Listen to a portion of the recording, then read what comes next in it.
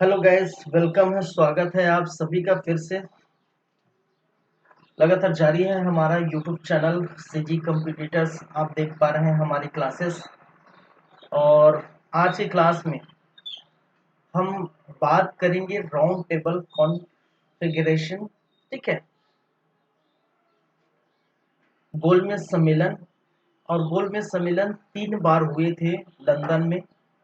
एक हुआ था 1930 में, दूसरा हुआ था 1931 में और तीसरा हुआ था 1932 में। तो शायद आज तीनों की बातें कर नहीं पाएंगे, ठीक है, क्योंकि बहुत बड़ा टॉपिक है। क्योंकि बीच में आपको गांधी इरविन पैक्ट या फिर गांधी इरविन समझौता आपको देखने को मिलेगा 1931 का। फिर उसी के आसपास 1932 में तीसरे जो गोलमेज सम्मेलन के पहले एक और जो है एक और चीज देखने को मिलेगा, सांप्रदायिक पंचाट या सांप्रदायिक पुरस्कार, या जिसको हम मैकडोनल्ड पुरस्कार के नाम से जानते हैं या कम्युनल अवार्ड के नाम से जानते हैं, जो हुआ था 1932 में। तो देखते हैं, जहां तक हो सके आज की क्लास में हम करने की कोशिश करेंगे। ठीक है, चलिए तो चलते हैं, फिर स्टार्ट करते हैं आज की क्लास। हम देखेंगे राउंड टेबल कॉन्फ्रेंस। ठीक है, गोलमेज सम्मेलन।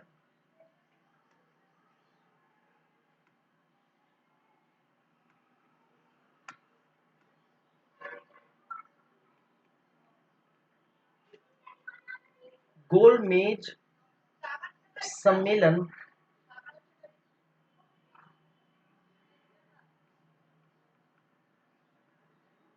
और गोलमेज सम्मेलन मैंने कहा था 1930 में हुआ था, तो दूसरा हुआ था 1931 में और तीसरा हुआ था 1932 में। तीनों का तो हम एक साथ नहीं देखेंगे, क्योंकि बीच बीच में और भी टॉपिक है, उसकी चर्चा करेंगे। तो हम बात करेंगे यहाँ पर किनकी, प्रथम गोलमेज सम्मेलन की।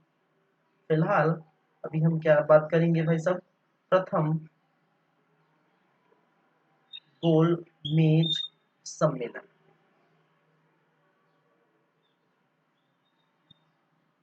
जो आपको देखने को मिलेगा 1930 का।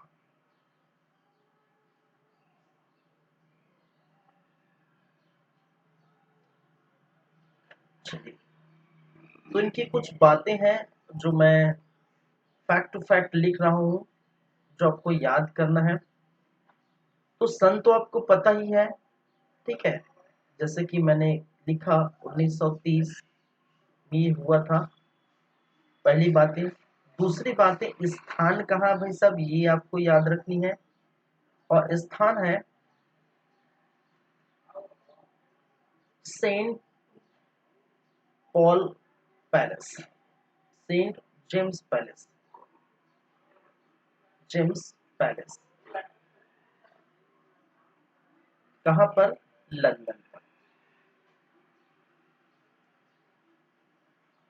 चलिए, यहाँ पर आपको देखने को मिलेगा किस नदी के किनारे है, ये भी आपको याद रखनी है। तो आप याद रखिए, टेम्स नदी, टेम्स नदी के किनारे ही हुआ था, के किनारे या तट पर, ये आपको देखने को मिलेगा। ठीक है, वहीं पर इनकी और मुख्य बात है उद्घाटन। उद्घाटन किसने किया था भाई, ब्रिटिश सम्राट, ब्रिटिश सम्राट जॉर्ज पंचम।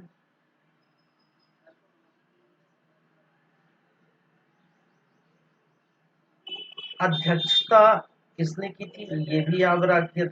ठीक है, अध्यक्षता किसने की थी। ठीक है, तो ये रेमजे मैकडोनाल्ड। ठीक है, मैकडोनाल्ड।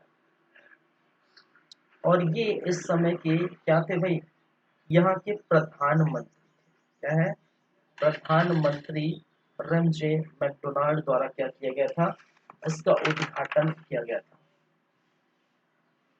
इस समय वायसराय की बात करें वायसराय। इस समय प्रथम गोलमेज सम्मेलन में भारत के वायसराय कौन थे? तो वो था लॉर्ड इरविन।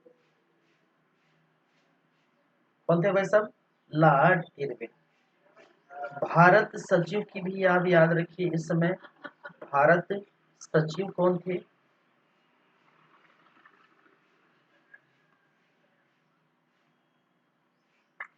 तो वो थे सैमुअल हो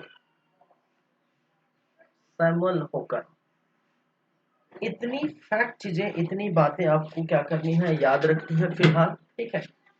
प्रथम गोलमेज सम्मेलन की बातें भी हम बात करें तो 1930 में हुआ था। स्थान सेंट जेम्स पैलेस लंदन में, टेम्स नदी के किनारे, जिनका उद्घाटन ब्रिटिश सम्राट जॉर्ज पंचम ने किया था। अध्यक्षता रमजे मैकडोनाल्ड ने किया था, जो उस समय प्रधानमंत्री थे। उस समय के वायसराय कौन थे? Lord Irwin. और भारत सचिव मैनुअल होकर। ये कुछ चीजें आपको ध्यान रखनी है, याद रखनी है। चलिए, अब प्रथम गोलमेज सम्मेलन के कारण पर यदि चर्चा करें, ठीक है, प्रथम गोलमेज सम्मेलन के कारण पर हम चर्चा करें, तो मैं बता देना चाहता हूं कि इसी समय 1930 में सविनय अवज्ञा आंदोलन भी स्टार्ट हुआ था। ठीक है। क्या हुआ था भाई साहब? सविनय अवज्ञा आंदोलन स्टार्ट हुआ था। इसके साथ जो क्रांतिकारी, ठीक है, क्रांतिकारी भी उधर से चल ही रहे थे। ठीक है। क्रांतिकारी क्रांतिकारी क्रांतिकारी एवं राष्ट्रवादी नेता, ठीक है, राष्ट्रवादी नेताओं को लालच देकर लालच देकर बुलाने की क्या है, एक साजिश कि भारत को हम आजाद कर देंगे। ठीक है। भारत को हम जो है क्या करेंगे भाई साहब, उनको स्वतंत्र दे देंगे। तो एक प्रकार की उनको लालच दिया गया था क्रांतिकारी एवं राष्ट्रवादी नेताओं को। ठीक है। क्योंकि बहुत ज्यादा जो है बोल सकते हैं लोग विद्रोह करने लगे, विरोध करने लगे ब्रिटेन का, जिसके कारण से इनका दमन करने के लिए क्रांतिकारी और राष्ट्रवादी नेता को यहाँ बुलाएंगे, आमंत्रित करेंगे। ठीक है। और बुलाकर उनको लालच देंगे, भारत के बारे में बताएंगे कि भाई साहब आपको जो भी चाहिए वो यहाँ आके बात करिए, लंदन में आके बात करिए, गोलमेज सम्मेलन में आके बात करिए, आपको जो चीज है वो क्या करेगा, मिलेगा। और कहा था, ठीक है, इनका उद्देश्य भी यही था। ये उनका उद्देश्य क्या था कि भाई साहब हम बात करेंगे जो कि जो कमीशन है, ठीक है, साइमन कमीशन साइमन कमीशन जो कि 1927-28 में देखने को मिला था। 27 में इनका गठन हुआ था। ठीक है। और 28 में ये आ गए थे। तो 1927-28 साइमन कमीशन की बातों पर चर्चा करेंगे। बातों पर क्या करेंगे, चर्चा करेंगे कि आपके लिए क्या रखा गया है भारत। क्योंकि साइमन कमीशन क्यों आया था भारत देश में? साइमन कमीशन भारत इसलिए आया था क्योंकि भारत की स्थिति अगर अच्छी होती है, कहने का मतलब है जिम्मेदारी वाली बात होती है, और भारत के लोग, ठीक है, भारत के लोगों को ये उनको ये मिल जाता है कि वो भारत पर शासन कर सकते हैं, सरकार बना सकते हैं, अपने शासन चला सकते हैं। तो अगर उनके लायक है तो हम उन्हें आजादी दे देंगे, स्वतंत्र दे देंगे, ऐसी बात कही थी। तो इन्हीं बातों पर हम क्या करेंगे, चर्चा करेंगे करके बहाने के लिए बुलाया गया था। दूसरी बातें 1935 का 1935 का भारत शासन अधिनियम, भारत शासन अधिनियम पर भी क्या करेंगे, पर भी चर्चा करेंगे, चर्चा करेंगे। ठीक है। इनकी भी बातें करेंगे आने वाले समय में। 1935 में जब भारत शासन अधिनियम आएगा, ठीक है, उस पर ही हम चर्चा करेंगे। क्योंकि आप जानते हैं 1909 का भारत शासन अधिनियम और 1919 का भारत शासन अधिनियम, दोनों के बारे में भारतीयों को नहीं पूछा गया था। भारतीयों को नहीं पूछा गया था भाई साहब, नहीं पूछा गया था। तो इनका कहना है कि 1935 में जब भारत शासन अधिनियम हम लाएंगे, उनमें आपको पूछेंगे, ठीक है, उनकी भी हम चर्चा करेंगे, साइमन कमीशन की बातों पर भी हम चर्चा करेंगे, ठीक है। तो इसके लिए क्या किया गया था, ये बुलाया गया था सभी को। लेकिन यहाँ आपको देखने को मिलेगा, क्योंकि कांग्रेस कांग्रेस तो जो सविनय अवज्ञा आंदोलन और भी क्रांतिकारी और राष्ट्रवादी जो आंदोलन चल रहे थे, उन पर वो बिजी चला था, तो इसी कारण से वो आए नहीं, जिसके कारण से क्या हो गए थे, आपको देखने को मिला ये असफल हो गया। कुछ और बातें हैं इनके अंतर्गत अगर देखा जाए, सदस्य, प्रथम गोलमेज सम्मेलन में उपस्थित सदस्य, प्रथम गोलमेज सम्मेलन में उपस्थित सदस्य, सदस्यों की संख्या टोटल अगर देखा जाए तो यहाँ पर देखने को मिलती है, ये कितने थे भाई सब, टोटल थे 89, कितने, 89, टोटल सदस्य कितने थे, 89 सदस्य देखने को मिला, जिसमें से आपको देखने को मिलेगा, एक तो आपका ब्रिटिश प्रांत से, ठीक है, क्या भाई साहब, ब्रिटिश प्रांत से 57 और जो है, ठीक है, 57 प्रतिनिधित्व ब्रिटिश प्रांत कितने प्रांत थे भाई साहब, ब्रिटिश के 11 प्रांत थे, 11 प्रांतों में उनके कितने प्रतिनिधित्व आए थे, 57 प्रतिनिधित्व ने क्या किया था, भाग लिया था। पहली बातें। दूसरी बातें, कुछ देशी रियासतें से, ठीक है, देशी रियासतें लगभग 600 के आसपास, 600 के आसपास, मैंने क्या कहा, लगभग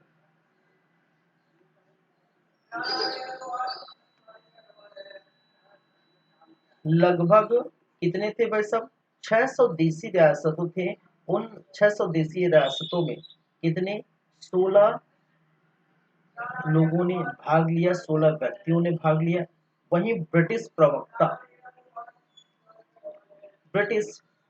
प्रवक्ता से भाग लेने वालों की संख्या जो है कितनी थी, 16, ठीक है।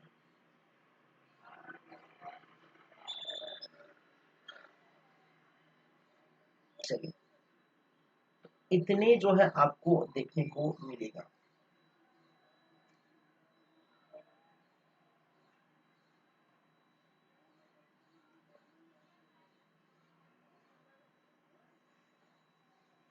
हो गया। चलिए, तो ये चीजें आपको याद रखें, प्रथम गोलमेज सम्मेलन में उपस्थित सदस्यों की संख्या कितनी थी, 89 थी, और इस प्रकार से डिवाइड हुआ था। और ब्रिटिश 11, ब्रिटिश फ्रांस से 57 प्रतिनिधित्व, ठीक है, देशी रियासतों से 16, और जो ब्रिटिश प्रवक्ता से 16 देखने को मिला था। यहाँ पर कुछ और बातें हैं। प्रमुख नेता, अगर हम प्रमुख नेता की बात करें,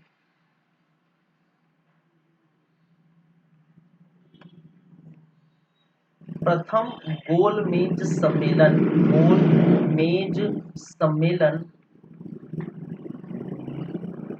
में भाग लेने वाले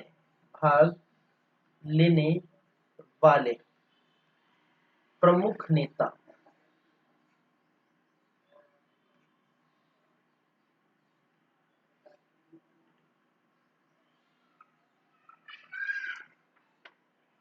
चलिए, तो कौन कौन से नेता है भाई साहब,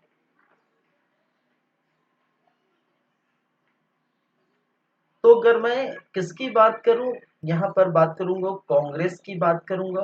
कांग्रेस से कौन कौन आए थे, हिंदू महासभा से कौन कौन आए थे,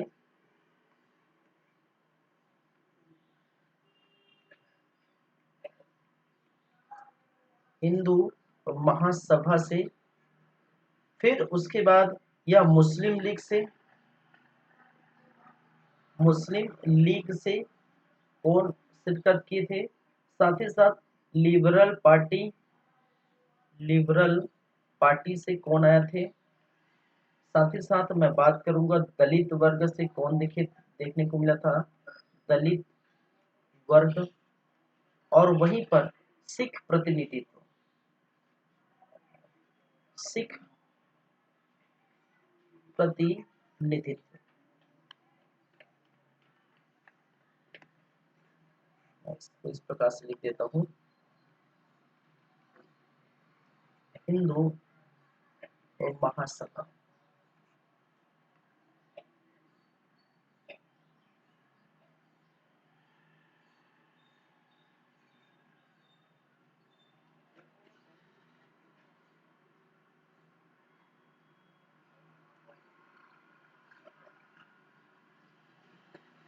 चलिए, तो कौन कौन है भाई साहब बताइए।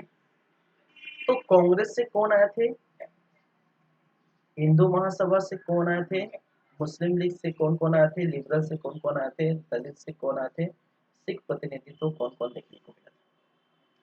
तो मुस्लिम सॉरी कांग्रेस की बात करें, तो कांग्रेस की बात करें तो याद रखिए कांग्रेस का कोई भी सदस्य इस प्रथम गोलमेज सम्मेलन में भाग नहीं लिए थे। ठीक है, कांग्रेस का कोई भी सदस्य इस प्रथम गोलमेज सम्मेलन में भाग नहीं लिए थे, ये आपको याद रखना है, पहली बात। ठीक है, दूसरी बात ये कि हिंदू महासभा से जयकर, नाम याद रखिए, जयकर एवं V S Munje, V S Munje साहब। मुस्लिम लीग से आगा खां, नाम याद रखिए, आगा खां मुस्लिम लीग से आए थे। दूसरी बात करें तो दूसरे नंबर मोहम्मद अली जिन्ना, मोहम्मद अली जिन्ना साहब। फिर वही मोहम्मद सामी, मोहम्मद सामी। ये इस प्रकार से तीन व्यक्ति यहाँ पर देखने को मिला था। वही लिबरल पार्टी में सी वाई चिंतामणि, सी वाई चिंतामणि। दूसरे नंबर पर बात करें तेज बहादुर सप्रू, तेज बहादुर सप्रू। अगर हम दलित वर्ग की बात करें तो केवल और केवल एक डॉक्टर भीमराव अंबेडकर। ठीक है, डॉक्टर भीमराव अंबेडकर, दलित वर्ग की तरफ से कौन आए थे, डॉक्टर भीमराव अंबेडकर। वहीं पर सिख संप्रदाय से उज्ज्वला सिंह। और दूसरे नंबर पर बात करें संपूर्ण, संपूर्ण डॉक्टर भीमराव अंबेडकर के बारे में याद रखिए कि ये तीनों गोलमेज सम्मेलन में शिरकत की थी। ठीक है, तीनों गोलमेज सम्मेलन में आए थे भाई साहब। ठीक है, ये याद रखें।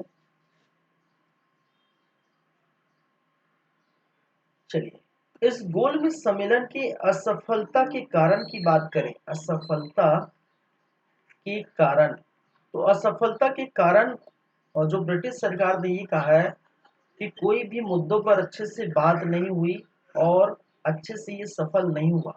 इसका कारण ये है कि कांग्रेस का इतनी बड़ी पार्टी है। ठीक है, भारत में कांग्रेस जो है इतनी बड़ी पार्टी है, तो कांग्रेस का सहयोग ना मिलना। ठीक है, इसका सहयोग ना मिलना भाई साहब, कांग्रेस का सहयोग ना मिलना,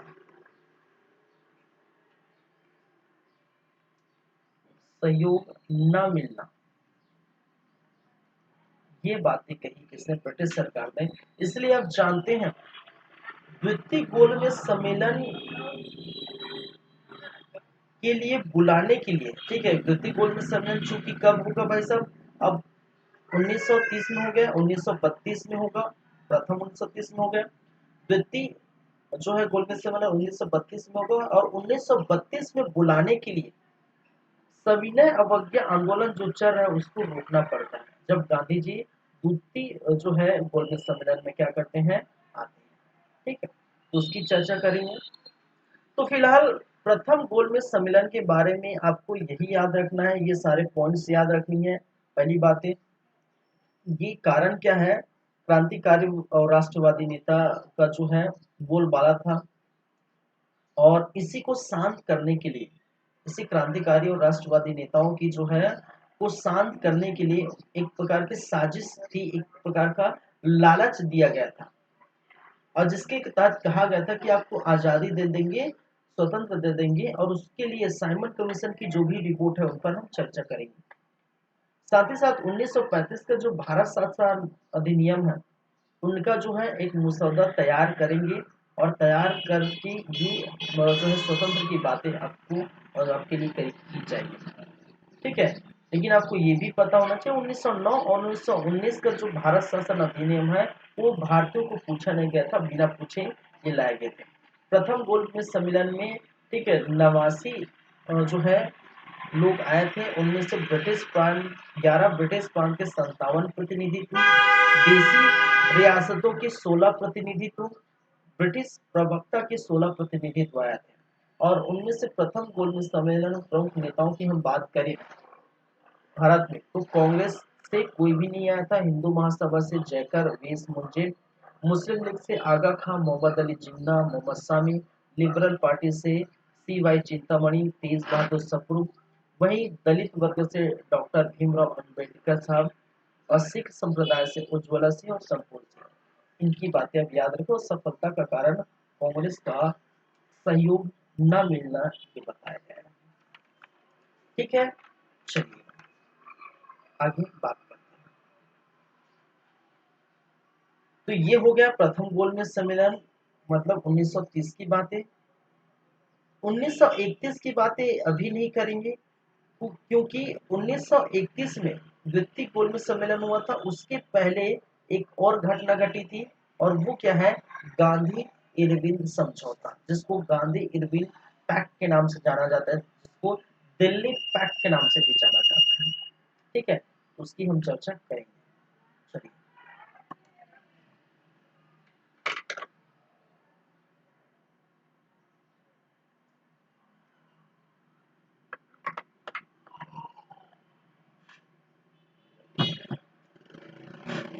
ठीक है, तो आगे बढ़ते हैं। आगे हम बात करेंगे गांधी इरविन समझौता।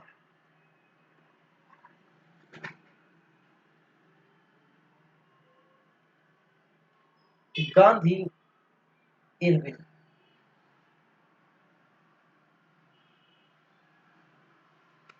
समझौता,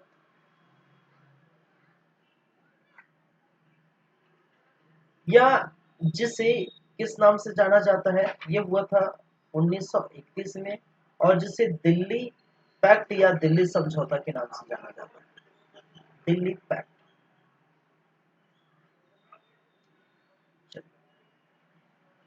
तो गांधी क्या है भाई साहब, गांधी कौन है, कौन है भाई, महात्मा गांधी है, भारत के जो है नेता है।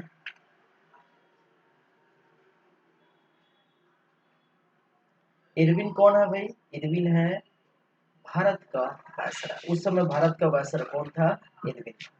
चलिए, इनकी बातें करें तो गांधी इरविन समझौता की कुछ बातें हैं। ये हुआ था सन, इसका भी एग्जैक्टली सन याद रखिए, जैसे कि मैंने कहा था कुछ चीजों का एग्जैक्टली आपको डेट्स याद रखनी है। जैसे मैंने बताया था जलियांवाला बाग हत्याकांड 13 अप्रैल 1919 को हुआ था, तो वो जो एग्जैक्टली याद रखिए। चौरी चौरा कांड वो हुआ था 5 फरवरी 1922 को, तो वो भी एग्जैक्टली याद रखिए।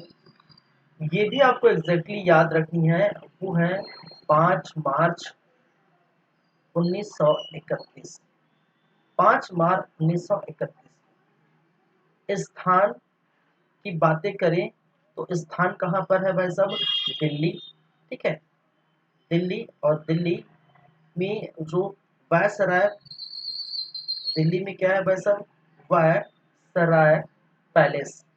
ठीक है, वायसराय पैलेस जो दिल्ली में, अब यही पैलेस अब क्या हो गया है, अब राष्ट्रपति भवन कहलाता है, राष्ट्रपति भवन।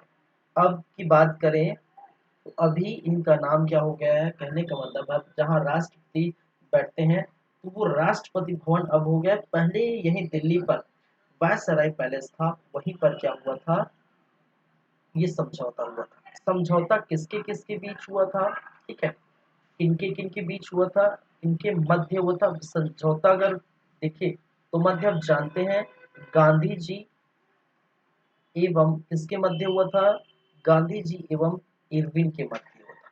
और इरविन कौन है भाई साहब, ये है आपका भारत का वायसराय, भारत का वायसराय उस समय कौन था, इरविन था, ठीक है। मध्यता किसने कराई थी, मध्यता कहने का मतलब है इन दोनों के बीच, इन दोनों के बीच समझौता, मध्यता या समझौता, मध्यता या समझौता कराने वाले वो थे जयकर एवं तेज बहादुर सप्रू, तेज बहादुर सप्रू। तो कुछ कुछ फैक्ट पॉइंट आपको ये चीजें याद रखनी है। समझौता का कारण, ठीक है, इसका समझौता या मध्यता कराने का कारण, ठीक है, एक तो पहली बातें राष्ट्रवाद,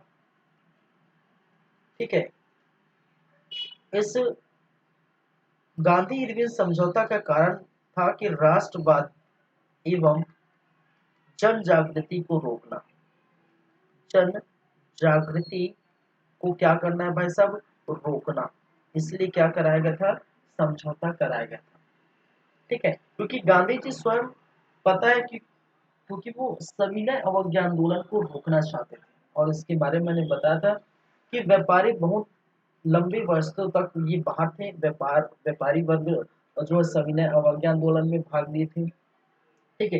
दांडी मार्च में 12 मार्च जो है को निकले थे, दांडी मार्च 12 मार्च 1930 को, और 6 अप्रैल 1930 को वो पहुंचे थे, ठीक है। तो वही 25-30 दिन का लगभग महीने भर का इधर शेड्यूल हो जाता है, फिर 1931 तक, ठीक है, आपको देखने को मिलता है।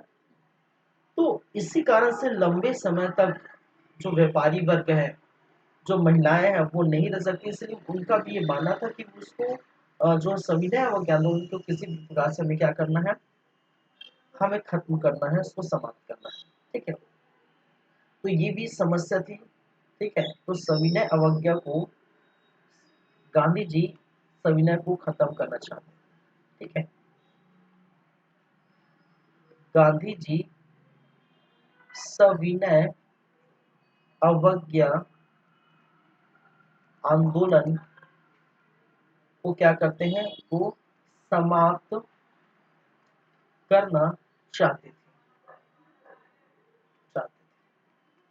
चलिए देखिए, ये जो गांधी इरविन समझौता है, ठीक है, याद रखिए ये जो गांधी इरविन समझौता है उनकी मुख्य शर्तें की बात करें, शर्तें, मुख्य बातें, तो मुख्य बातें किस किसके बीच, एक गांधी जी की कुछ मुख्य बातें होंगी, और दूसरा इरविन के बीच, इरविन और गांधी, ठीक है, क्या है, इरविन,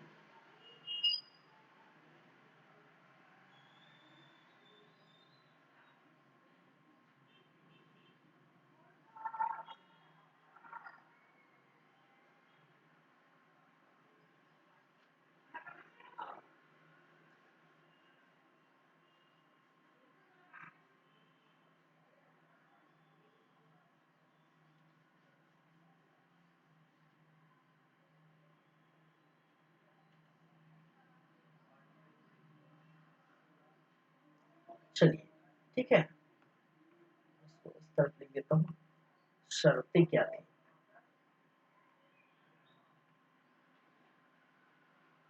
इस समझौते की शर्तें क्या थी। देखिए ये जो समझौता हुआ था, आपको ये भी बता देता हूँ, ये जो गांधी इरविन समझौता हुआ था या दिल्ली पैक्ट हुआ था, वो एक बंद कमरे में हुआ था, याद रखिए ये जो समझौता है, ठीक है, ये कहाँ हुआ था? दिल्ली के एक बंद कमरे में, दिल्ली के एक जो है वायसराय पैलेस के एक बंद कमरे में हुआ था, और वहां सिर्फ दो ही व्यक्ति मौजूद थे, ठीक है, पूरा चारों तरफ से दरवाजा बंद था भाई साहब, और सिर्फ सिर्फ दो ही व्यक्ति मौजूद थे, एक गांधी जी स्वयं, ठीक है, गांधी, और दूसरा मौजूद थे इरविन, ठीक है। यहाँ कोई मौजूद नहीं था, सिर्फ और सिर्फ गांधी और इरविन ही क्या थे भाई साहब, मौजूद है, ठीक है, दोनों ही मौजूद थे। एक बंद कमरे में ये क्या हुआ था, ये समझौता हुआ था, गांधी इरविन समझौता, जो कि कब हुआ था? 5 मार्च 1931 को, ठीक है। बाद में समझौता क्या था वो बात करें तो समझौता के अंतर्गत क्या क्या देखने को मिला था, गांधी की क्या बातें, गांधी की क्या शर्तें हैं, इरविन की क्या शर्तें हैं, ठीक है। चलिए, पहली बात मैं करूंगा, इरविन इरविन ने क्या कहा था कि भाई साहब आपको सविनय अवज्ञा आंदोलन सविनय अवज्ञा आंदोलन समाप्त करना है, समाप्त करना होगा, ठीक है। ये किनके तरफ से है? इरविन ने गांधी से ये शर्त रखी थी, ठीक है। ये समझौता या शर्त या समझौता की बात करें, समझौता कहने का मतलब दोनों तरफ से होगा, ठीक है। समझौता, शर्त या बोल सकते हैं समझौता, समझौता दोनों के मध्य होगा भाई साहब। तो मैं बता रहा हूँ इरविन की बातें, तो इरविन ने क्या कहा था कि सविनय अवज्ञा आंदोलन जो चल रहा है, वो सविनय अवज्ञा आंदोलन को आपको समाप्त करनी होगी, ठीक है, पहली बात है। दूसरी बात ये है कि कांग्रेस द्वितीय गोल में सम्मेलन में, ठीक है, कांग्रेस जो है द्वितीय द्वितीय गोलमेज सम्मेलन में क्या करेगी? भाग लेगी, ठीक है, भाग लेगी। मैंने क्या कहा? इरविन ने कहा कि कांग्रेस द्वितीय गोलमेज सम्मेलन में क्या किया, भाग लेगी। कहने का मतलब है ये द्वितीय गोल सम्मेलन कब होगा? ये होगा अब 1931 में, इसके बाद ही, ये भी 31 चल रहा है। तीसरी बात है इन्होंने कहा कि पुलिस द्वारा की गई ज्यादती ज्यादती ठीक है, पुलिस द्वारा की गई ज्यादती के लिए कोई भी आयोग नहीं बैठेगा, कोई भी आयोग का गठन नहीं किया जाए, किसी भी आयोग का गठन नहीं किया जाएगा, ठीक है। क्योंकि आपने देखे थे सविनय अवज्ञा आंदोलन के समय, साथ ही साथ उसके पहले भी साइमन कमीशन भारत आया था, तो उस समय भी बहुत सारी चीजें चली थी, बहुत सारी घटना हुई थी, जिसके अंतर्गत पुलिस ने भारतीय लोगों को पीटा था, डंडे से पीटा था, ठीक है, विद्रोह कर दिया, उसका दमन किया था, बहुत सारे लोगों को जेल में डाल दिए थे।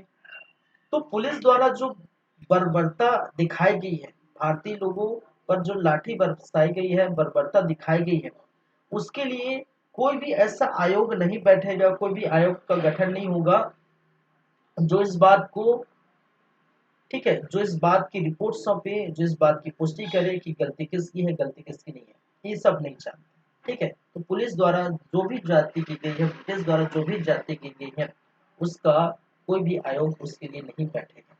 तो सविनय अवज्ञा आंदोलन समाप्त करना होगा, पहली शर्तें हैं। कांग्रेस द्वितीय गोलमेज सम्मेलन में भाग लेगी, द्वितीय शर्तें हैं। तीसरी, पुलिस द्वारा जो है ज्यादती की गई, ठीक है, उसके लिए कोई भी आयोग नहीं बैठेगा। ये किनकी बातें हैं? ये इरविन की बातें हैं।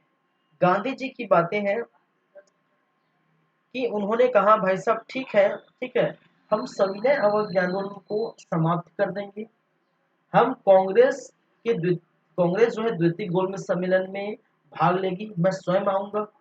ठीक है, गांधी जी का कहना है कि कांग्रेस द्वितीय गोलमेज सम्मेलन में भाग लेगी, मैं स्वयं आऊंगा। ठीक है, मेरी शर्तें सुनिए। ठीक है, मेरी शर्तें क्या है? कांग्रेस नेता, ठीक है, कांग्रेस नेताओं को, ठीक है, कांग्रेस नेताओं की जब्त की गई, जब्त की गई, कांग्रेस नेताओं की जब्त की गई संपत्ति वापस करें, वापस करें, पहली शर्तें। दूसरी शर्तें, महिलाओं को, महिलाओं को शराब एवं, ठीक है, महिलाओं को शराब एवं अफीम के धरने पर बैठने हेतु, बैठने हेतु अनुमति दी जाए, अनुमति दी जाए। ठीक है, महिलाओं को शराब एवं अफीम के धरने पर बैठने के लिए अनुमति दी जाए। ठीक है, हिंसा से लिप्त, हिंसा से लिप्त बंदियों को, जो भी बंदी बनाए हैं, बंदियों को छोड़कर, छोड़कर सबको रिहा कर दिया जाए। ठीक है, क्या कर दिया जाए भाई? सब, सबको रिहा कर दिया जाए। और चौथी और महत्वपूर्ण बातें, ठीक है, भारतीयों को नमक बनाने का जो है अनुमति दी जाए, भारतीयों को नमक बनाने का अनुमति प्रदान की जाए, अनुमति दी जाए। ठीक है, तो गांधी जी कहते हैं भाई साहब आपकी सारी बातें मैं मानूंगा, लेकिन मेरी कुछ शर्तें हैं, मेरी कुछ बातें हैं। ठीक है, कांग्रेस नेताओं की जो जब्त की जमीन है, आपकी जो है संपत्ति, आपने जो है अंग्रेजों ने जो जब्त की है, उनको जो है आप दे देंगे तो अच्छी बात है। दूसरी बात, महिलाओं को शराब एवं अफीम के जो धरने हैं उनमें बैठने के लिए, ठीक है, उनका जो है उन पर हड़ताल पर बैठने के लिए, धरने पर बैठने के लिए क्या किया जाए? अनुमति प्रदान की जाए। साथ ही साथ थर्ड बात इन्होंने कहा कि हिंसा से लिप्त ऐसे बंदियों को आप क्या करेंगे? जेल में रखेंगे। बाकी जिन्होंने हिंसा नहीं किए हैं, जो जबरदस्ती उनको गिरफ्तार करके आपने जेल में डाले हैं, उनको रिहा कर दिया जाए। जो हिंसावादी जो व्यक्ति है उनको ही आप जेल में रख सकते हैं। चौथा और अंतिम बातें और महत्वपूर्ण बातें, भारतीयों को नमक बनाने की अनुमति दी जाए।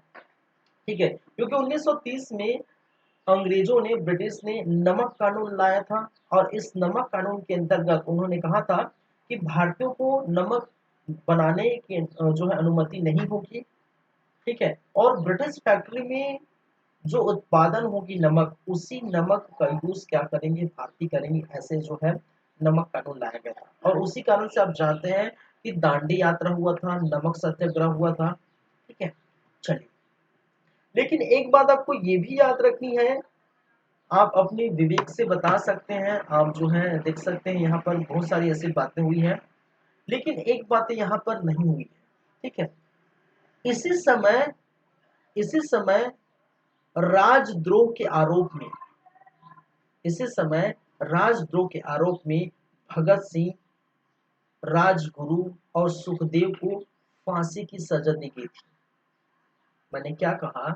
इसी समय राजद्रोह के आरोप में भगत सिंह, ठीक है, राजगुरु और जो सुखदेव को फांसी दी गई थी। और वो फांसी कब होगी? अभी चल रहे समय 5 मार्च 1931। अभी किसकी बातें कर रहे हैं भाई साहब? अभी जो समझौता चल रहा है ये कब हो रहा है? 5 मार्च 1931।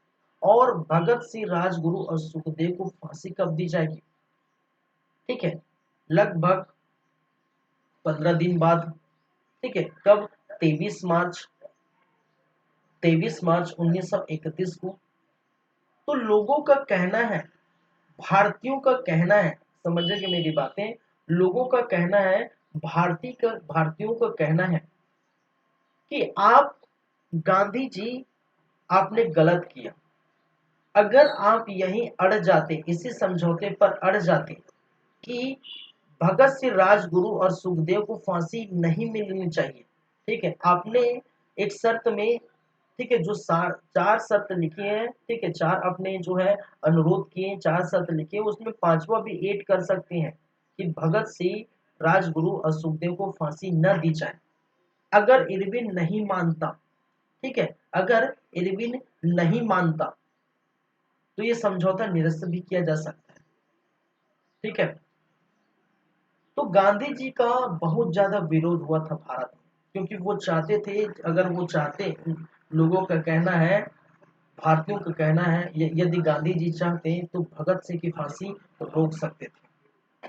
उन्होंने ये बातें इरविन से नहीं कही है, ये बातें, ये समझौता में इरविन से नहीं कही है, लेकिन ये किसी को पता नहीं है। ये पता सिर्फ गांधी जी और इरविन को ही है। ये पता सिर्फ और सिर्फ गांधी जी और इरविन को है, क्योंकि ये जो मीटिंग जो बैठी गई थी, वो एक बंद कमरे में बैठी गई थी और दोनों के बीच ही हुई थी। तो सिर्फ सिर्फ इरविन को पता हो सकता है ये बातें कि भगत सिंह के बारे में हुआ कि नहीं, और उनसे तो कोई नहीं पूछ सकता, ठीक है। गांधी जी को भी पता है, तो क्या उनसे यही सवाल पूछा गया था कि आपने ये कहा है। गांधी जी ने साफ उत्तर दिया कि भाई साहब, मैं एक की खातिर, ठीक है, एक व्यक्ति खातिर या कुछ व्यक्ति की खातिर, यहाँ पर राजगुरु और सुखदेव जी हैं, या कुछ क्रांतिकारी या कुछ राष्ट्रवादी की खातिर मैं भारत के इतने सारे, मेरे बच्चों को, इतने सारे लोगों को, ठीक है, उनकी जान जोखिम में नहीं जा सकता। कहने का मतलब है कि गांधी जी ने कहा, इसका तात्पर्य यह है कि मैं कुछ लोगों की खातिर जो आजादी मिल रही है उसको मैं टाल नहीं सकता, क्योंकि ये आजादी का समय आने वाला है। उनका, वो दूरगामी सोच के व्यक्ति है, उनका ये कहना है, और इतिहासकारों का कहना है कि गांधी जी ऐसे दूरगामी सोच के व्यक्ति, दूरदर्शी सोच के व्यक्ति हैं। उनको ये लग रहा है कि समझौता करने का मतलब है कि जो अंग्रेज है बैकफुट में चले जा रहे हैं। वो बार बार जो है सम्मेलन में बुला रहे हैं, गोलमेज सम्मेलन में बुला रहे हैं, ठीक है, तो वो पीछे हटने वाले हैं। हो सकता है वो जो है क्या जो आजादी दे देंगे, आजादी के मूड में है। अन्य इतिहासकारों का ये भी कहना है कि क्या गांधी जी वहां ये बात नहीं कही होगी। अन्य इतिहासकारों का कहना है कि हाँ, जरूर गांधी जी ने भगत सिंह की फांसी रुकवाने की कोशिश की होगी, लेकिन इरविन ही नहीं माना होगा। और जब इरविन नहीं माना तो गांधी जी को झुकना ही पड़ा होगा, क्योंकि गांधी जी का यही कहने का मतलब है कि कुछ क्रांतिकारी या कुछ राष्ट्रवादी के लिए मैं भारत के इतने सारे जो लोग हैं, मेरे बच्चे हैं, भारत जो मेरा जो बच्चा है, उनको मैं क्या, उनको ऐसे नहीं जाने दूंगा, ठीक है, इतने सारे लोग को आज़ादी मिलेगी, तो उसके लिए इतना जो है कुर्बान जरूरी हो सकता है, ऐसा इतिहासकारों का कहना है, ठीक है। जो भी है, जैसा भी है, लेकिन इनके बाद जो है भगत सिंह, राजगुरु, सुखदेव को फांसी दी गई थी, ठीक है। तो sorry, तो गांधी और इरविन के बीच ये बातें हुई है, ठीक है, एक बंद कमरे में हुई है। तो भाई साहब, ये बंद कमरे में हुई है, ये तो मैं आपको बता दिया, चलो ठीक है, ये बंद कमरे में हुई, लेकिन जाके तो कहीं कहीं बताना पड़ेगा कि मैंने और इरविन साहब ने बैठकर क्या क्या बातें की, ठीक है, उसका खुलासा तो करना पड़ेगा।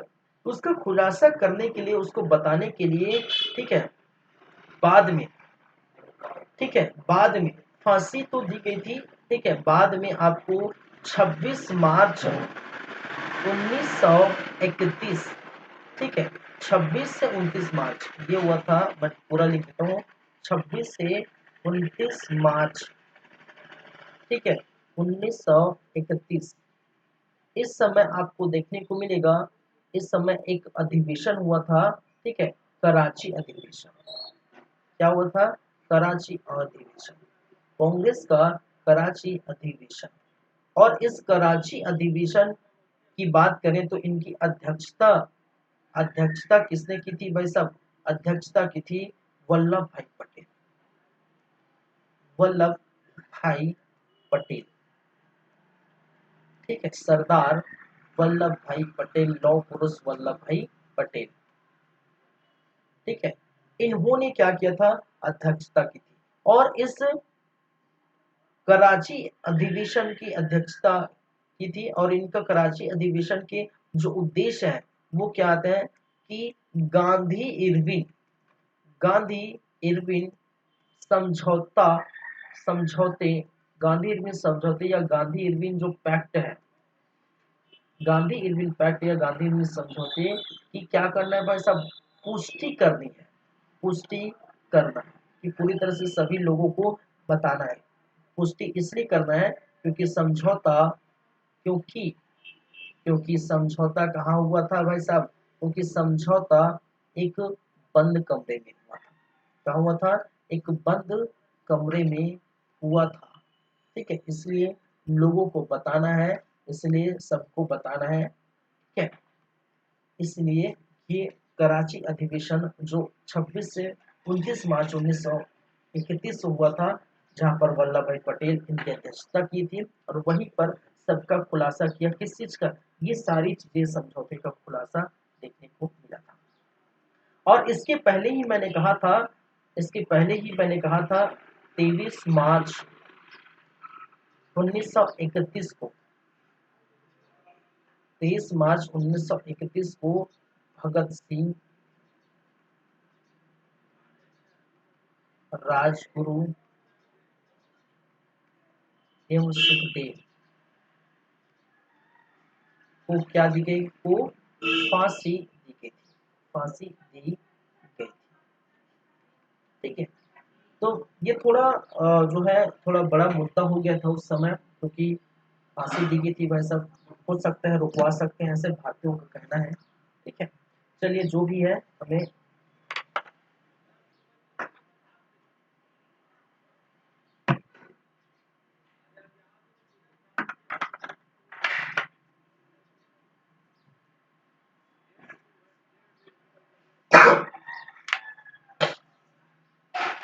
चलिए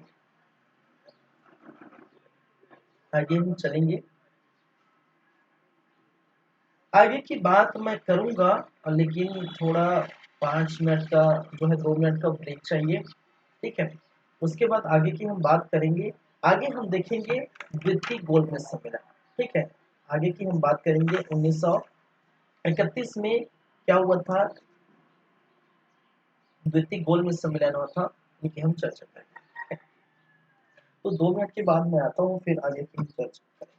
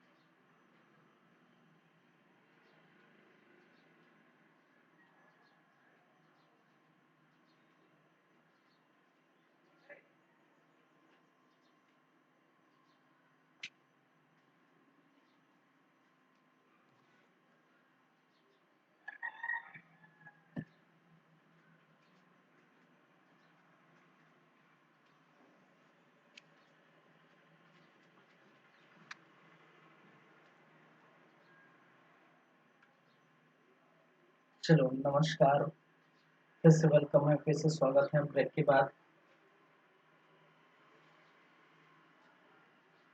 चलिए आगे की बात करते हैं, सेकंड गोलमेज सम्मेलन।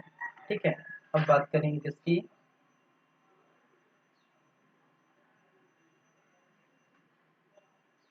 द्वितीय गोलमेज सम्मेलन।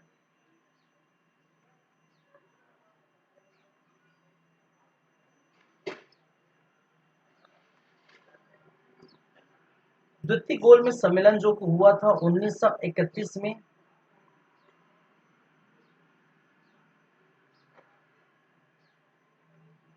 इनकी कुछ फैक्ट बातों पर नजर डालते हैं, जैसे कि इनकी अवधि। ठीक है, इनका जो अवधि है वो हुआ था 7 सितंबर 7 सितंबर सन 1931 से लेकर 1 दिसंबर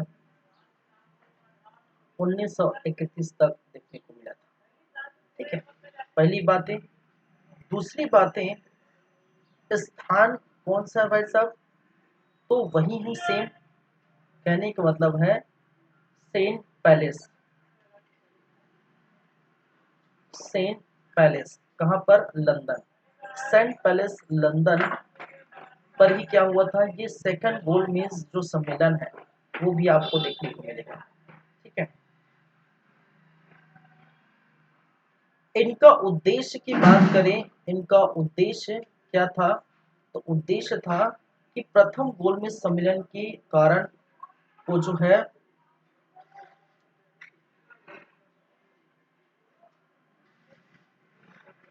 प्रथम गोलमेज, चलो कुछ और बातें कर लें, फिर उद्देश्य की बातें बाद में हम करेंगे। कुछ और फैक्ट चीज है, जैसे कि इस समय सम्राट की अगर बात करें तो सम्राट जॉर्ज पंचम ही थे। जॉर्ज पंचम। प्रधानमंत्री इस समय, प्रधानमंत्री की बात करें तो प्रधानमंत्री रेमजे मैकडोनाल्ड।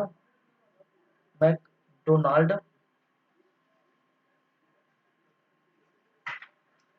ठीक है, इस समय वायसराय, वायसराय की बात करें तो वेलिंगटन। इस समय वायसराय चेंज हो गए थे। ठीक है, अब वायसराय बाहर देखिए, बंगाल के गवर्नर, बंगाल के गवर्नर जनरल, भारत के जो है गवर्नर, भारत के गवर्नर जनरल, भारत के वायसराय, इनका अलग से टॉपिक लाएंगे तो उस समय पूरा जो है वायसराय और गवर्नर जनरल की हम बातें करेंगे। ठीक है, चलिए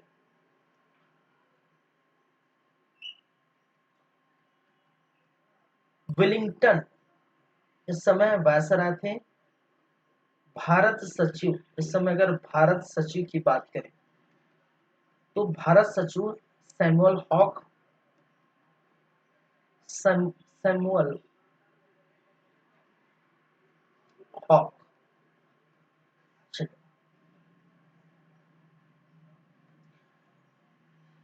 पहली मैंने क्या कहा, इनका उद्देश्य भी जाने थे, जैसे मैंने पहले लिखा। इसका उद्देश्य क्या था? तो पहली बातें कि प्रथम गोलमेज सम्मेलन, प्रथम गोलमेज सम्मेलन के विफल हो जाने के कारण, विफल हो जाने के कारण क्या किया गया? ये बुलाया गया कि भाई साहब प्रथम तो और जो है सम्मेलन ठीक ठाक नहीं रहा। ठीक है, प्रथम गोल में सम्मेलन असफल हुआ और असफलता का कारण कांग्रेस की अनुपस्थिति को बताया गया था। ठीक है, पहली बात है। और दूसरी बात है राष्ट्रवादी का दमन करना। ठीक है, राष्ट्रवाद का क्या करना है? दमन करना। राष्ट्रवाद का क्या करना है? दमन करना, और उनको बहाने से बुलाना, लालच या बहाने से क्या करना है? बुलाना। इनका उद्देश्य क्या था भाई साहब? कि प्रथम गोलमेज सम्मेलन में विफल हो जाने के कारण था क्योंकि कांग्रेस ने की अनुपस्थिति थी। ठीक है, राष्ट्रवाद जो नेता है, क्रांतिकारी नेता है, तो दिनों दिन जो है उनकी जो है वो बढ़ती जा रही थी। राष्ट्रवाद और क्रांतिकारी जो आंदोलन है वो बढ़ते जा रहे थे। इसी राष्ट्रवादी क्रांतिकारी आंदोलन को क्या करना है, समाप्त करना है। और समाप्त करने के लिए ये सबसे बड़ा क्या है, बहाना है या लालच है। जिनको ठीक है हम बुलाएंगे, उनको लालच देंगे, भारत में उनके लिए बहुत सारी बातें होंगी, ऐसा लालच देकर उनको क्या किया गया था, बुलाया गया था। चलिए, द्वितीय गोलमेज सम्मेलन में भाग लेने वाले जो प्रमुख नेता की बात करें, द्वितीय गोलमेज सम्मेलन में भाग लेने वाले प्रमुख नेता। ठीक है, तो ये चीजें, ये पॉइंट से फैक्ट पॉइंट याद रखे भाई। ठीक है, कभी कभी ऐसे फैक्ट पॉइंट्स पूछे जा सकते हैं, तो ये चीजें आपको याद रखनी है। कुल अगर टोटल की बात की जाए, कुल जो आए थे वो कितने थे, प्रेजेंट 111। ठीक है, 111 जो लोग हैं वो क्या थे, प्रेजेंट के थे। और प्रमुख नेता की मैं क्या करूंगा, यहाँ बात करूंगा। तो जैसे कि मैंने पिछले प्रथम गोलमेज सम्मेलन की बातें की है, उसी प्रकार कुछ यहाँ पर जैसे कांग्रेस से कौन आए थे वो ये बातें करेंगे। दूसरी बातें, महिला प्रतिनिधित्व वहां पर भी देखने को मिली थी। ठीक है, महिला प्रतिनिधित्व निधित्व। तीसरा, पूंजीपति वर्ग, पूंजीपति वर्ग से कौन आया था। ठीक है, साथ ही साथ दलित वर्ग से कौन आए थे भाई साहब, दलित वर्ग। और मैंने हमेशा कहा है कि डॉक्टर भीमराव अंबेडकर, ठीक है, तीनों गोलमेज सम्मेलन में क्या किए थे, शिरकत की थी। तो डॉक्टर भीमराव अंबेडकर तीनों गोलमेज सम्मेलन में क्या किए थे। कांग्रेस की अगर बात करें तो कांग्रेस से गांधी जी ने जो लॉर्ड इरविन समझौता हुआ था उनके तहत ही हामी भर दिए थे। और इरविन ने कहा था कि आपको सविनय अवज्ञा आंदोलन समाप्त कर द्वितीय गोलमेज सम्मेलन में शिरकत करनी होगी। तो गांधी जी आए थे। ठीक है, और गांधी जी एसएस राजपुताना जहाज से जो आए थे। ठीक है, उसको भी याद रखिए, एसएस राजपुताना जहाज से। ठीक है, ये थोड़ा गांधी जी के बारे में जब ये एंट्री करते हैं इनके बारे में बात करें, क्योंकि यहाँ से कुछ कुछ क्वेश्चन बनते हैं। ठीक है, तो ये हम बात करते हैं महिला प्रतिनिधित्व के रूप में। महिला प्रतिनिधित्व के रूप में यहाँ पर सरोजनी नायडू जी दिखी थी। ठीक है, सरोजनी नायडू। ठीक है, सरोजनी नायडू महिला प्रतिनिधित्व के रूप में यहाँ पर देखने को। पूंजीपति वर्ग से घनश्याम घनश्याम दास बिरला। घनश्याम दास बिरला। और यहाँ पर मैं इसको ऐसे ही इसको भी लिख देता हूँ। ठीक है, दलित वर्ग से मैंने कहा डॉक्टर भीमराव अंबेडकर। ठीक है, भीमराव अंबेडकर। चलिए, तो ये चीजें आपको याद रखनी है भाई, ये सारी चीजें याद रखनी। कुल टोटल जो थे 111 थे, उनमें से प्रमुख, ठीक है, कांग्रेस से गांधी जी, महिला प्रतिनिधित्व सरोजनी नायडू, पूंजीपति वर्ग से घनश्याम दास बिरला और दलित वर्ग से डॉक्टर भीमराव अंबेडकर। ठीक है, चलिए आगे बात करते हैं। अब देखिए क्या हुआ था, गांधी जी का आगमन। ठीक है, गांधी जी का सेकंड द्वितीय गोलमेज सम्मेलन में आगमन। ठीक है, द्वितीय गोलमेज सम्मेलन में क्या है, आगमन। अब देखिए यहाँ पर कुछ कुछ बातें हैं कहा जाता है कि गांधी जी, ठीक है, कहा जाता है कि जो गांधी जी है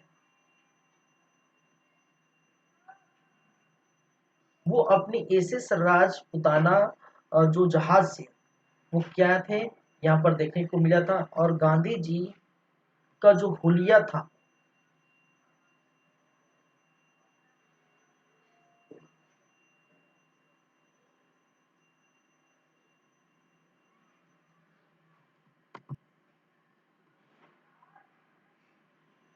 गांधी जी का जो हुलिया था वो इस प्रकार था कि एक हाथ में वो क्या किए थे, डंडा पकड़े हुए थे, ठीक है, एक हाथ में क्या होता था भाई साहब, डंडा पकड़े हुए थे।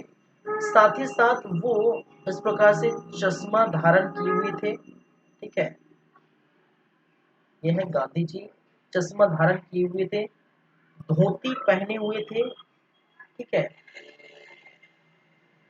क्या पहने हुए थे, ये है गांधी जी,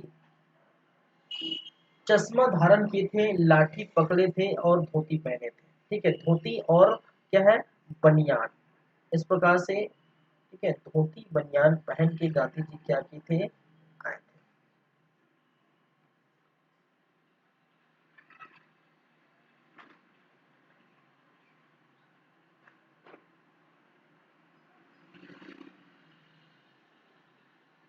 चलिए, तो गांधी जी एसएस राजपुताना अपने जहाज से उतरे, ठीक है, और कहा जाता है कि जो जेम्स पैलेस है, ठीक है, वहां पर ये जो एंट्री गेट है, समझिएगा बातें जो है समझिएगा, यहाँ से उनको गुजर के जाना पड़ता है ऊपर, जो है आपको क्या करना पड़ेगा, जाना पड़ेगा, ठीक है, और यहीं पर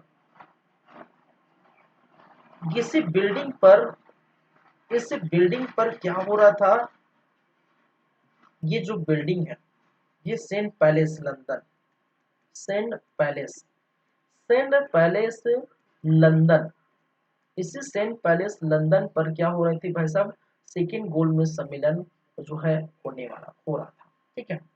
कहा जाता है कि जो एंट्री गेट है, एंट्री गेट इधर आपको देखने को मिलेगा कि इसी जो ऊपर सीढ़ी यहाँ पर और जो है चीजें हैं, ठीक है, यहाँ पर है सीढ़ी, इसी सीढ़ी से जाके ऊपर जाना पड़ेगा, पर दूसरा तीसरा फ्लोर जो भी है, यहाँ पर जो अधिकारी थे, ठीक है, लाइन से पूरा अधिकारी यहाँ पर देखने को मिला था। कहा जाता है कि यहाँ पर पूरा अधिकारी मिले थे, यहाँ पर प्रधानमंत्री, प्रधानमंत्री, फिर आपका जो है सम्राट जॉर्ज पंचम, जॉर्ज पंचम, फिर वायसराय, वायसराय उस समय वेलिंगटन थे, ठीक है, सचिव, सचिव, इस प्रकार से पूरा जो है अधिकारी इसी सीढ़ी के ऊपर क्या करे थे, खड़े थे, और नीचे आपके गांधी जी थे, ठीक है, क्या थे, गांधी जी थे। कहा जाता है कि जो सम्राट जॉर्ज पंचम है, ठीक है, यहाँ के जो सम्राट जॉर्ज पंचम है, ये खुद गांधी जी को लेने के लिए एंट्री गेट तक गए थे, ठीक है, गांधी जी को लेने के लिए कहाँ गए थे, लेने के लिए, ठीक है, गेट तक गए, गेट तक गए थे, ठीक है, गांधी जी को लेने के लिए एंट्री गेट तक गए थे।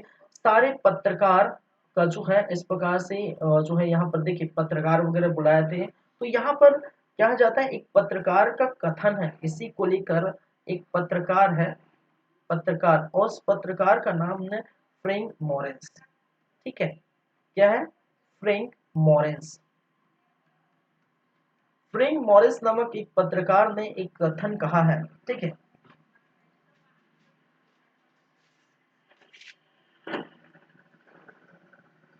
चलिए, पत्रकार ने एक कथन कहा है, इनका कथन है कि एक, सुनेगा, एक अर्ध, अर्धनग्न, एक अर्धनग्न फकीर को लेने के लिए, लेने हेतु खुद, खुद, खुद सम्राट, सीढ़ी के नीचे उतरे। ठीक है, खुद सम्राट सीढ़ी के नीचे उतरे। ठीक है, मानो कयामत आ गई हो। मानो क्या है, कयामत आ गई हो। मैंने क्या कहा, मैंने नहीं कहा भाई साहब। पत्रकार सेन मॉरिस ने अपनी जो है कथन है अपने पेपर में जो छापे थे, ठीक है, उन्होंने लिखा था कि एक अर्धनग्न फकीर को लेने हेतु खुद ब्रिटिश का सम्राट सेंट पॉल की सीढ़ी से उतर कर उनको लेने के लिए गए, मानो कोई कयामत सी आ गई। इनका कहने का मतलब है, देखिए यहाँ पर मैं एक चीज बताने वाला है, इसलिए कथन पूरा चीजें मैंने बताया। ये जो अर्धनग्न फकीर, मैंने एक बात जो है मैंने कहा था कि अर्धनग्न फकीर की जो है इनको उपाधि दी गई थी। ठीक है, और अर्धनग्न की फकीर की उपाधि किसने दी थी, फ्रैंक मॉरिस ने दी थी। ये क्वेश्चन जो है पूछा गया है कई बार, वनडे एग्जाम में ये पूछा गया है क्वेश्चन, निम्नलिखित में से अर्धनग्न फकीर की उपाधि किनके द्वारा गांधी जी को दी थी, या जो है गांधी जी को देने वाले कौन है, वो है फ्रैंक मॉरिस। ठीक है, तो एक प्रकार की उपाधि है, ठीक है, जो दी गई थी। चलिए, वहीं पर वहीं पर आपको आगे देखने को मिलेगा एक और व्यक्ति है जिसका नाम है विंसेंट चर्चिल। ठीक है, एक व्यक्ति जिसका नाम है विंसेंट चर्चिल। और विंसेंट चर्चिल ने गांधी जी को क्या कहा है, गांधी जी को किस उपाधि से नवाजा गया है, देशद्रोही फकीर। ठीक है, देशद्रोही फकीर कहा है। ठीक है, विंस्टन चर्चिल के बारे में कहा था ब्रिटिश के विपक्षी है। ठीक है, ब्रिटिश जो है, ब्रिटिश के क्या है, विपक्षी पार्टी थे, विपक्षी थे। उन्होंने तंज जो है मारा था किस पर, जो ब्रिटिश सरकार पर, कि एक देशद्रोही फकीर को हमारी सरकार, हमारे जो ब्रिटिश सरकार एक देशद्रोही फकीर को, ठीक है, सम्मान पूर्वक सेंट पॉल के जो है मीटिंग में बैठा रहे। ऐसा क्या जरूरत आन पड़ी थी, ऐसा क्या जरूरत आन पड़ी थी कि एक देशद्रोही फकीर को सेंट पॉल में लाके बैठाया जा रहा है, उनको स्वागत किया जा रहा है। ठीक है, तो ऐसा किसने कहा है, विंस्टन चर्चिल ने। तो विंस्टन चर्चिल ने किसकी उपाधि दी थी, गांधी जी को देशद्रोही की उपाधि दी थी। वहीं पर गांधी जी को जो है पत्रकार फ्रैंक मॉरिस ने किसकी उपाधि दी थी, अर्धनग्न फकीर की उपाधि दी थी। तो दो चीज हम जो है याद रखिए। ठीक है, चलिए आगे चलते हैं। अब बात करते हैं इस जो द्वितीय गोलमेज सम्मेलन में हुआ क्या था, एक्चुअल में हुआ क्या था, वो चीज हम बात करेंगे। ठीक है,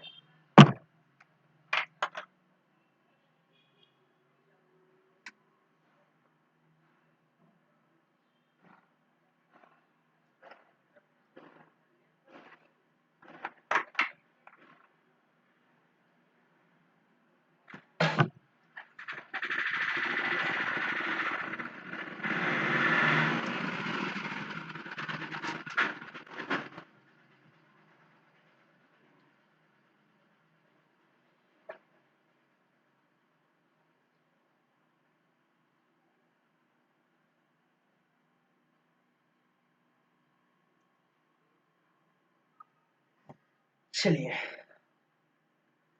यहाँ पर बात करते हैं। यहाँ पर देखिए, यही गोलमेज सम्मेलन में हुआ था गांधी अंबेडकर विवाद। अंबेडकर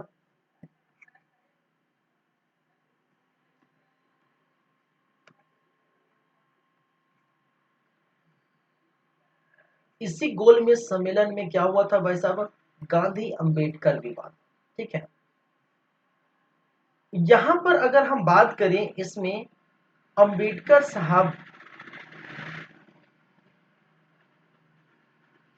अंबेडकर साहब और गांधी जी के बारे में बात करेंगे।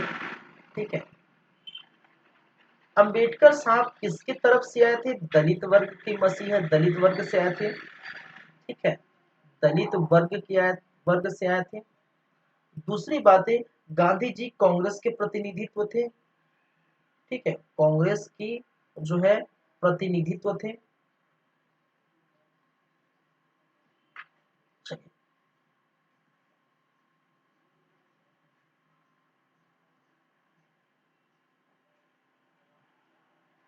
इसी द्वितीय गोलमेज सम्मेलन में मैंने कहा गांधी अंबेडकर दोनों के बीच, गांधी और अंबेडकर के बीच क्या हो गया था, विवाद हो गया था।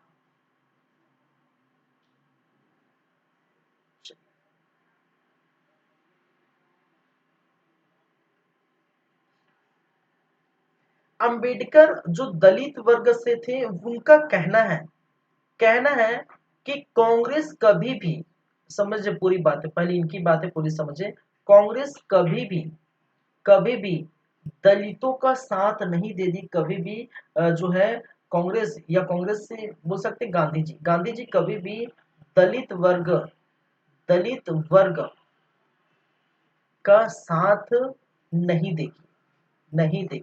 इसलिए मैं आया हूं, चूंकि गांधी जी भी आए हैं। ठीक है, और गांधी जी का इस तरफ मानना है, गांधी जी का कहना है कि मैं कभी भी कांग्रेस का प्रतिनिधित्व बनकर नहीं आया हूं, मैं भारत का प्रतिनिधित्व बनकर आया। गांधी जी का कहना है कि भारत का मैं क्या हूं, प्रतिनिधित्व बन के आया हूं। ठीक है, एक तरफ अम्बेडकर का कहना है कि गांधी जी जो है वो दलित वर्ग के बारे में नहीं सोचते। ठीक है, दलित वर्गों के बारे में वो आवाज नहीं उठाते। कांग्रेस जो है अपनी जो है कांग्रेस की तरफ से आए हैं, तो मैं दलित वर्ग की तरफ से आया हूं, मैं उनकी जो आवाज लेके आया हूं। और गांधी जी का मानना था कि मैं कांग्रेस की तरफ से नहीं आया हूं, मैं भारत के प्रतिनिधि बनकर आया हूं। ठीक है, दोनों के बीच जो है विवाद छिड़ जाती है।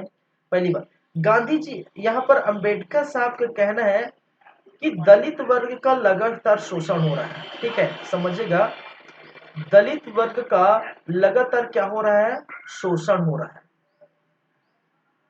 शोषण तब भी हो रहा था शोषण तब भी हो रहा था जब हिंदू जो है क्या थे, शोषण तब भी हो रहा था जब हिंदू शासक थे, शोषण तभी हो रहा था जब मुस्लिम शासक थे, शोषण तब भी हो रहा है जब अंग्रेज का शासन था। ठीक है,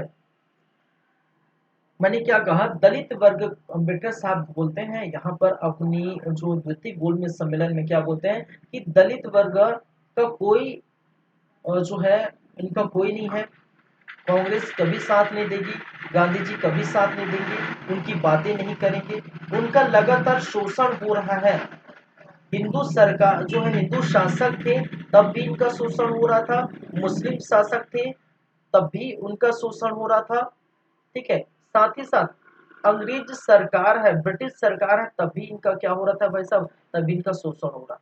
और इसके लिए मैं यहाँ आया हूँ, इनके लिए आवाज उठाने के लिए आया हूँ, और इनको इन सभी शोषण से अब समय आ चुका है, अब वो पल आ गया है, अब समय आ चुका है कि दलित वर्ग अब शोषण जो है बर्दाश्त नहीं करेगी।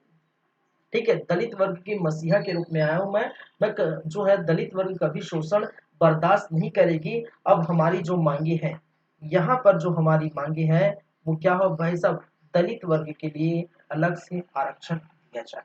ठीक है, क्या किया जाए, दलित वर्ग के लिए क्या किया जाए, आरक्षण प्रदान किया जाए, आरक्षण दिया जाए।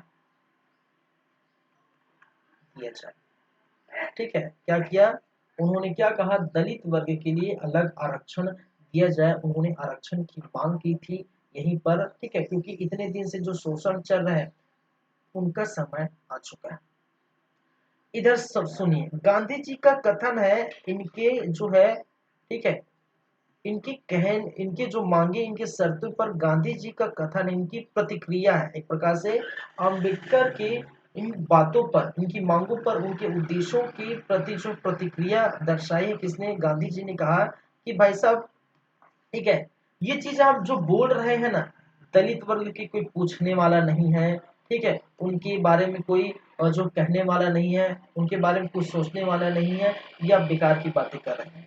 ठीक है, इन्हीं बातों पर गांधी जी नाराज हो जाते हैं। ठीक है, उनका कहना है कि भारत में हिंदू हिंदू को बांटने की ये साजिश हो रही है।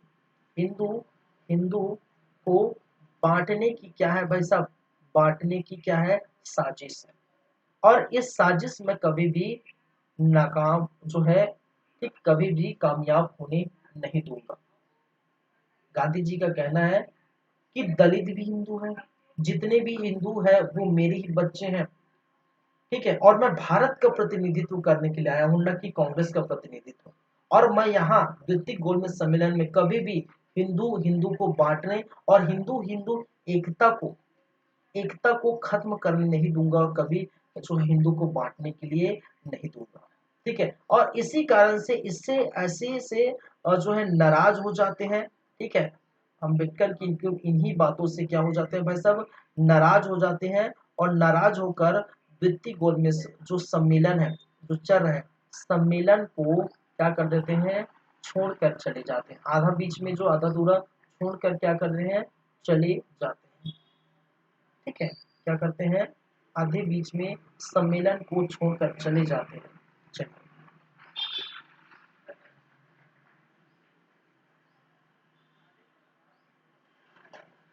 चलिए, बाद में उन्होंने अपना स्टेटमेंट दिया, एक जो है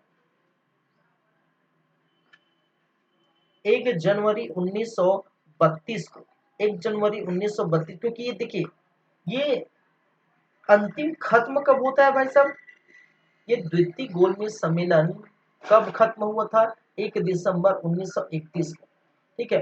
अपना स्टेटमेंट जो देते हैं, ठीक है, अपना स्टेटमेंट देते हैं 1 जनवरी 1932 को। और 1 जनवरी 1932 को उन्होंने जो है कहा है कि भले ही मैं खाली हाथ लौटा हूँ, लेकिन भारत को मैंने क्या है, भारत की इज्जत बटने नहीं दिया, ठीक है। इन्होंने कहा है, भले ही मैं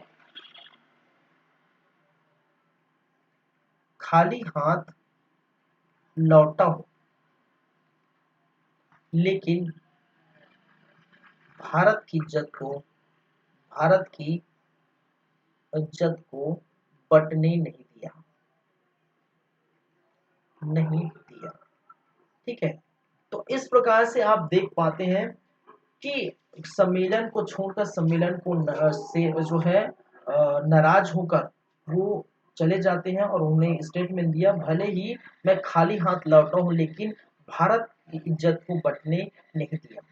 तो इसी द्वितीय गोलमेज सम्मेलन में यही विवाद हुआ था, जहां पर गांधी जी दलित वर्ग के रूप में अपनी बातें रखे थे, ठीक है। लगातार शोषण हो रहा था, उन पर दलितों को अब आरक्षण की जरूरत है, ऐसी मांगे रखे थे, जिसके कारण से गांधी जी नाराज चलते हैं, ठीक है। वो कभी भी नहीं, वो उन्होंने कभी भी नहीं कहा कि कांग्रेस के प्रतिनिधित्व के रूप में आया है, मैंने कहा कि भारत के प्रतिनिधित्व के रूप में मैं आया हूँ, ठीक है। और यहाँ पर हिंदू हिंदू को बांटने की जो साजिश हो रही है, उनको मैं, ठीक है, कामयाब होने नहीं दूंगा, उनकी एकता को नहीं तोड़ूंगा, ठीक है। और इसी के चलते गांधी जी चले जाते हैं, ठीक है। और खाली हाथ, मैंने खाली हाथ लौटा, लेकिन इज्जत को बढ़ने नहीं दिया, ऐसा स्टेटमेंट वो दे दिया।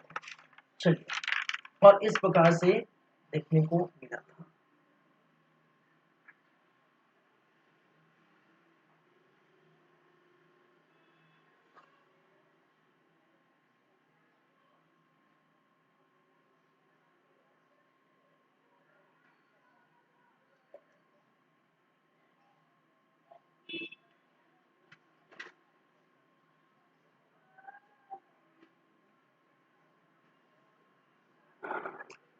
चलिए, ठीक है, इसके आगे बात करें तो मैं कुछ और बातें करूंगा, ठीक है।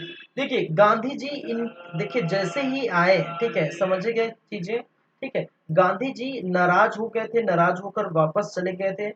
और वापस चलने के बाद गांधी जी को यहाँ पर बीच में, देखिए गांधी जी को ये कहा था कि द्वितीय गोलमेज सम्मेलन आप पूरा जो है आप आएंगे, शर्त लगी थी, शर्तें मानी गई थी, गांधी इरविन जो समझौता हुआ था उसमें तो कहा गया था भाई साफ साफ कि गांधी जी को पूरा का पूरा आपको यहाँ पर रहना होगा। लेकिन गांधी जी जब यहाँ पर क्या हुए थे, छोड़कर चले गए थे, तो गांधी जी को क्या किया गया, गिरफ्तार किया गया था, गिरफ्तार करके पुणे के यरवदा जेल में डाल देंगे, यरवदा जेल में। और एक कारण ये भी है कि गांधी जी ने क्या किया था, इसको थोड़ा दूसरे पेज पे ले जाता हूँ, ठीक है।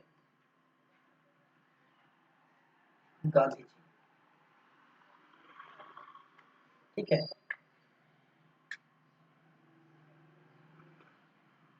नाराज होकर, मैंने क्या कहा, नाराज होकर सेकंड गोलमेज सम्मेलन से वापस, सेकंड गोलमेज सम्मेलन, ठीक है, नाराज होकर सेकंड गोलमेज सम्मेलन से क्या चले जाते हैं, से वापस आ जाते हैं, वापस आ जाते हैं। ठीक है, और जैसे कि इरविन, लॉर्ड इरविन और गांधी जी की भी समझौता हुआ था कि पूरा गोलमेज सम्मेलन में आप रहेंगे। ठीक है, तो जब जो है वापस आ जाते हैं, और साथ ही साथ जो सेकंड सेकंड सविनय अवज्ञा आंदोलन की शुरू की बात करते हैं। सविनय अवज्ञा, सविनय अवज्ञा आंदोलन, आंदोलन। ठीक है, सेकंड सविनय अवज्ञा आंदोलन 1932। ठीक है, पहला 1930 में हुआ था। द्वितीय जो है सविनय अवज्ञा आंदोलन की क्या कर देती है, जो है गांधी जी यहाँ पर घोषणा कर देते हैं कि ये जो आप जो साजिश रचे थे, जहां पर लंदन पर बुलाकर ये साजिश रचे थे, कामयाब नहीं होने दूंगा। ठीक है, यहाँ पर जो है हमारी कोई बात सुनी नहीं गई।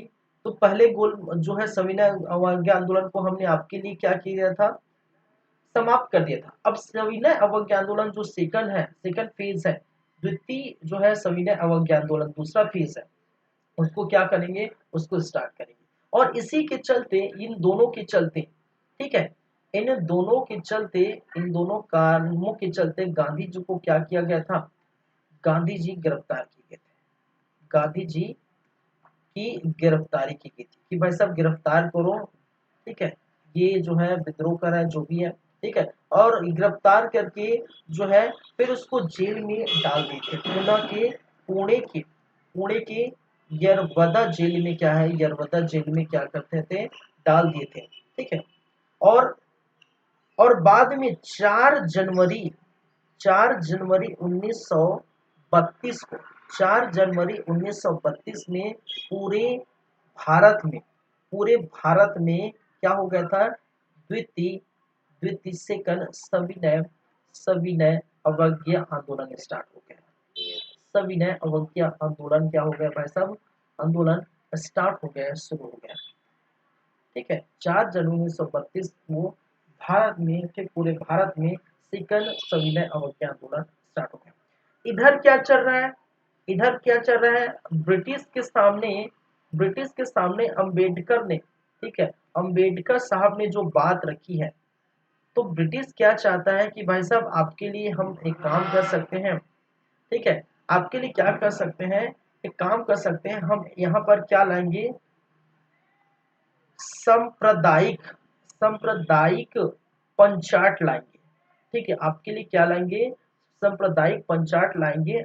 1932 का जो हम देखेंगे क्या है सांप्रदायिक पंचायत, ब्रिटिश और अंबेडकर की जो बातें रही। ठीक है, तो दलितों के लिए सांप्रदायिक पंचायत क्या है वो हम देखेंगे। ठीक है, सांप्रदायिक पंचायत लाएंगे। ठीक है, और उनके लिए हम बातें करेंगे। आप जो बोल रहे हैं ना, ठीक है, दलित वर्ग के लिए जो है बोल रहे हैं, बातें कर रहे हैं, उसके लिए, ठीक है, एक जो है सांप्रदायिक पंचायत लाएंगे, मैकडोनल्ड पुरस्कार लाएंगे, उसमें हम बातें करेंगे। ठीक है, कि दलित वर्ग को क्या होना चाहिए, क्या मिलना चाहिए। ठीक है, जैसे जो है मुस्लिमों के लिए, सिख के लिए, ईसाई के लिए, आंग्ल भारतीय के लिए मिलता था, उसी प्रकार दलित वर्ग के लिए पृथक सांप्रदायिक निर्वाचन की हम बातें करेंगे, उनके जो है व्यवस्था की बातें करेंगे, कहाँ पर, सांप्रदायिक पंचायत में। ठीक है, तो ब्रिटिश और अम्बेडकर के बीच ये थोड़ा ये बातें हुई थी।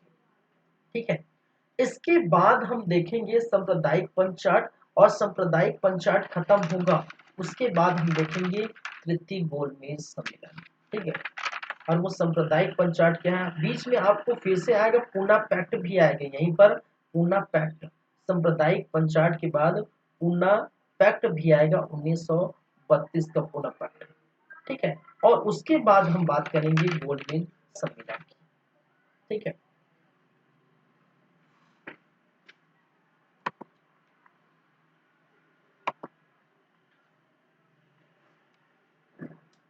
चलिए, तो बेसिकली देखा जाए तो हम यहाँ पर क्या क्या देख लिए। तो आप जो है प्रथम गोलमेज सम्मेलन हो गया, द्वितीय गोलमेज सम्मेलन हो गया, आपका गांधी इरविन समझौता हो गया। ठीक है, इसके बाद जो आएंगे वो क्या है, वो हम बातें करेंगे नेक्स्ट क्लास में, नेक्स्ट क्लास में या कि कल के क्लास में, क्योंकि आज यहीं पर रखेंगे। ठीक है, नेक्स्ट क्लास में हम बात करेंगे एक तो सांप्रदायिक पंचाट, सांप्रदायिक पंचाट। ठीक है, मैकडोनल्ड पुरस्कार यही है 1932 ये वाला पोर्शन। ठीक है, कल। तो इसके बाद दूसरे नंबर पर ऊना पैक्ट क्या है, ऊना पैक्ट क्या है, ये भी 1932 में हुआ था। ठीक है, ऊना पैक्ट 1932 में हुआ था। और ऊना पैक्ट के बाद जो लास्ट में बच जाएगा, ठीक है, वो है तृतीय गोलमेज सम्मेलन, ये 1932 में हुआ था। उसके बाद तृतीय तृतीय गोलमेज सम्मेलन, गोलमेज सम्मेलन, और तृतीय गोलमेज सम्मेलन भी हुआ था 1932। तो 1932 की ये तीन बातें, 1932 के ये तीन बातें कल की क्लास में देखने को मिलेगी। ठीक है, तो आज क्लास में इतना ही होगा। ठीक है, तो हम बात करेंगे कल की क्लास में, तो इसको इतना ही रखते हैं। ठीक है, चलिए।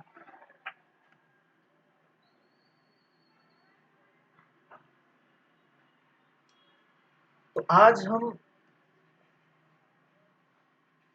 इसको भी मैं रफ कर देता हूँ। तो आज हम ये दोनों ही बातें किए। ठीक है, तो इसको मैं कर देता हूँ,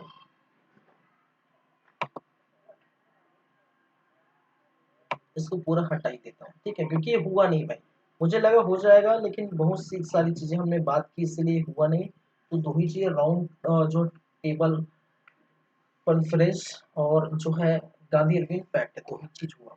ठीक है, चलिए।